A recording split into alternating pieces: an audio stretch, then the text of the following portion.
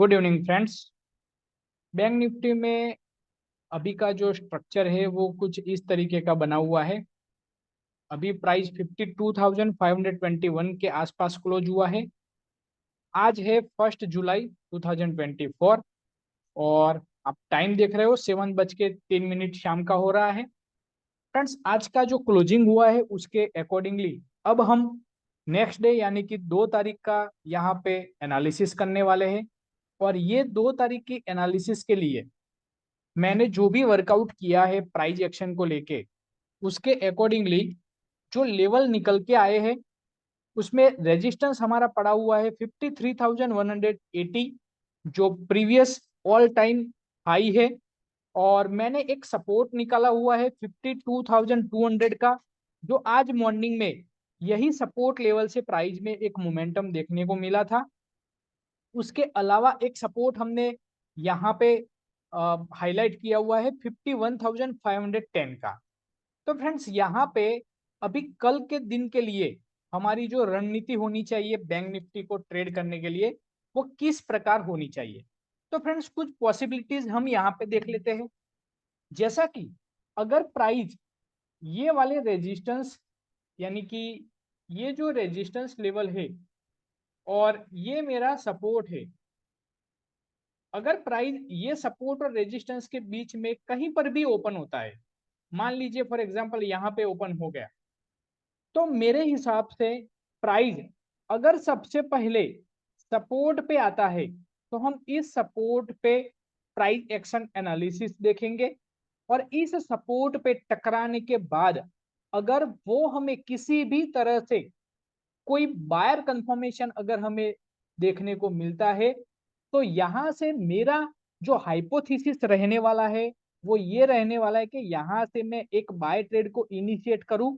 और ये bye trade का जो टारगेट रहेगा वो 53,180 के आसपास का मैं कंसीडर कर सकता हूं। उसका मतलब है कि तकरीबन यहां से अप्रोक्सीमेटली आप देख सकते हो कि 1000 पॉइंट की मोमेंटम यहाँ पे मुझे पोटेंशियल दे सकती है। तो मेरा एंट्री एरिया मैंने आप लोगों को बता दिया कि अगर प्राइस ये दो जोन के बीच में ओपन होता है और ओपन होने के बाद तुरंत ही वो सपोर्ट की डायरेक्शन में आता है तो यहां से मैं बाय करने की कोशिश कर सकता हूं, जिसका टारगेट 53,180 में कंसीडर कर सकता हूं।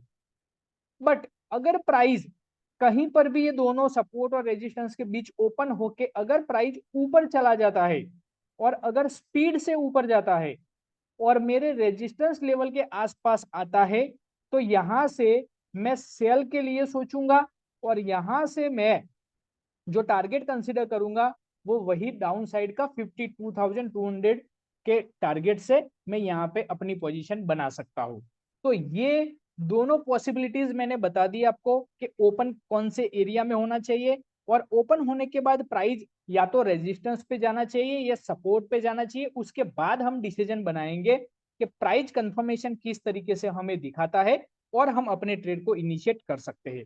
फ्रेंड्स, इसके अलावा अगर आप मान लीजिए कि प्राइस अपने ये नीचे वाले सपोर्ट एरिया को अगर तोड़ देता है, सपोज करो ये सपोर्ट के बिल्कुल करीब ओपन होता है और फर्स्ट 3 से 6 मिनट में यानी कि 9:15 में यानी कि 9:15 पे मार्केट ओपन होके 9:21 तक अगर प्राइस इस लेवल को ब्रेक कर देती है और ब्रेक करने के बाद इसको अगर रेजिस्टेंस बनाती है और वापस जो